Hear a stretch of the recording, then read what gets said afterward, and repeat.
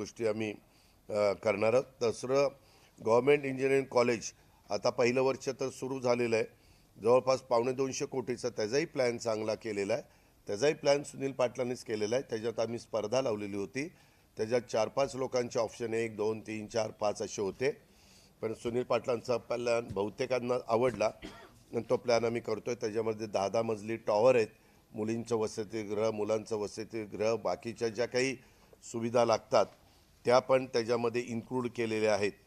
त्या प्रकारे तिथं ते काम सुरू करायचं निर्णय आणि ह्याला हायर अँड टेक्निकल एज्युकेशनला त्याच्या संदर्भातली तरतूद करायचा निर्णय आजच्या मिटिंगच्या निमित्तानं आम्ही सगळ्यांनी तत्वतः त्याला मान्यता दिलेली आहे.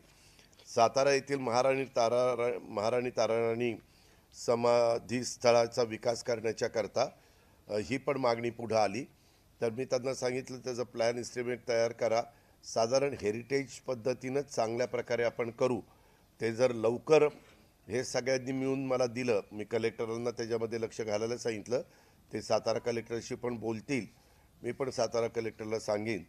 आणि ते लवकर जर आलं तर आम्हाला येणाऱ्या अर्थसंकल्पाच्या वोटन अकाउंटच्या निमित्तानं त्याच्यातनं मार्ग काढता येईल. प्रशासकीय इमारतीचा प्रस्ताव काय झालं आहे, आपल्या इथं बऱ्याचशा गोष्टी करणं गरजेचं आहे आणि त्या करायच्या म्हणते तर जागेचा फार मोठा महत्त्वाचा प्रश्न इथं निर्माण झालेला आहे.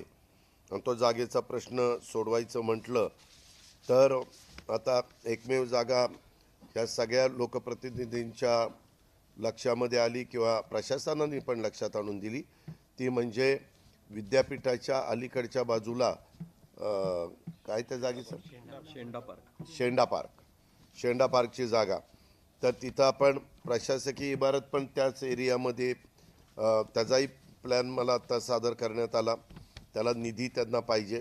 मी त्यांना म्हणलं की तो निधी आम्ही तुम्हाला देऊ.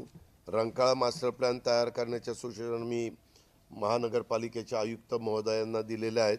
त्याच्यामध्ये काही मी पण सूचना केल्या आहेत. परंतु एक वेगळं आगळं महत्त्व कोल्हापूरकरांच्या दृष्टीनं रंकाळ्याचं आहे आणि ते अधिक चांगलं कसं आपल्याला त्याच्यात भर घालता येईल अशा प्रकारचा आमचा सगळ्यांचाच प्रयत्न आहे.